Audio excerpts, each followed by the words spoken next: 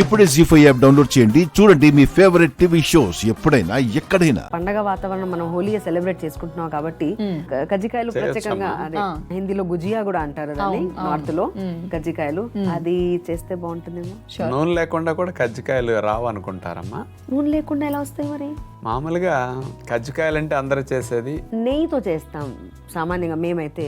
అందులో పుట్నాల పప్పు పొడి, కొబ్బరి, పంచదార, యాలకి పొడి ఇట్లా కలిపేసి ఆ పిండి మళ్ళీ కజ్జికాయ చెక్కలు ఉంటాయి కదా, మళ్ళీ పుల్కా చేసినట్టు చేసేసి అందులో ఇది పెట్టి నొక్కేస్తారు.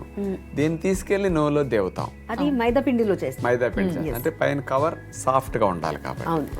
మనం మైదా వాడడం, మల్టీగ్రెయిన్ పిండి వాడతాం, పంచదార వాడడం, ఎండు ఖర్జూరం పొడి వాడతాం. సేమ్ పంచదార పొడిలాగా ఇట్లా వచ్చేస్తుంది అనమాట.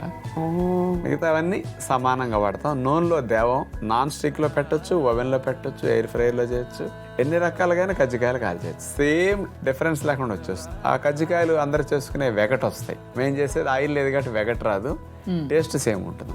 మరి ఇప్పుడు డాక్టర్ గారు చెప్పిన ఈ కజ్జికాయల రెసిపీని ఆరోగ్యవంతంగా తయారు చేసుకునే విధానాన్ని ఈ రోజు చూద్దాం. గుజియా తయారు చేయడానికి కావలసిన పదార్థాలు: మల్టీగ్రెయిన్ పిండి 1 కప్పు, కొబ్బరి తురుము 1 కప్పు, తేనె 1 కప్పు, పాలు 1/2 కప్పు, వేరుశెనగ పప్పుల పొడి 2 టేబుల్ స్పూన్లు, వేపించిన నువ్వులు 2 టేబుల్ స్పూన్లు, యాలకు పొడి 1 టీ స్పూన్. ముందుగా ఒక బౌల్ తీసుకుని అందులో మల్టీగ్రెయిన్ పిండి వేసేసి దానిలో కొద్దిగా పాలు పోసేసి ఆ పిండిని కొంచెం గట్టిగా కలుపుకుంటాం. ఇక మనం తీసుకున్న తేనెను ఒక చిన్న నాన్ స్టిక్ పాత్రలో వేసేసి కొద్దిగా వేడెక్కనిస్తాం. ఆ వేడెక్కిన తేనెలో కొబ్బరి తురుము వేసేస్తాం అన్నమాట. అందులో పల్లీలు పొడి వేసేస్తాం, నువ్వులు వేసేస్తాం కొన్ని. గుజియా చేయటానికి మల్టీగ్రెయిన్ పిండి కలిపిన దాన్ని తీసుకుని చిన్న సైజు ఉండలుగా తీసి అలా పక్కన పెట్టుకుంటాం. ఇంకా కర్రతో పల్చగా చేయాలి వాటిని. పూరికి ఎంత సైజు వాడతామో అంత సైజు చిన్నగా అట్లా చేసేసుకున్నాక తేనె, కొబ్బరి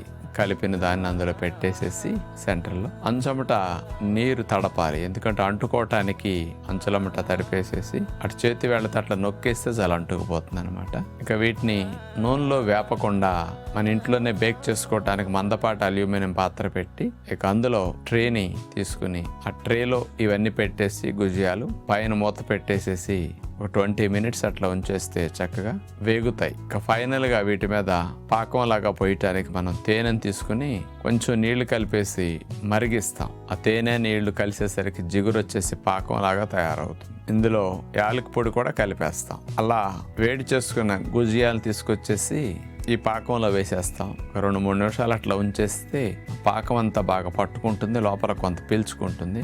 వాటిని అట్లా పాకంలోంచి తీసేసేసి ట్రేలో పెట్టేసుకుంటాం. పైన అట్లా నువ్వులు, పిస్తా ముక్కలు అట్లా చల్లుకుంటే బాగుంటుంది.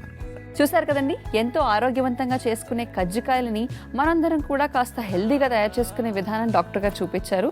జీ5 యాప్ డౌన్లోడ్ చేసి అన్ని ఎపిసోడ్స్ పూర్తి ఉచితంగా చూడండి.